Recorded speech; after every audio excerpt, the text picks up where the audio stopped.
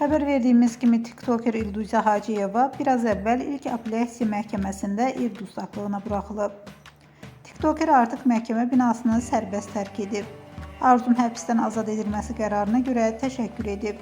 Qeyd edək ki, hakim Elnur Nuriyev təqsirləndirilən şəxsin 4 uşaq anası olmasını nəzərə alıb, qəti imkan tədbirini dəyişməklə yanaşı məhkəmə baxışının da istintaqla aparılmasına qərar verib.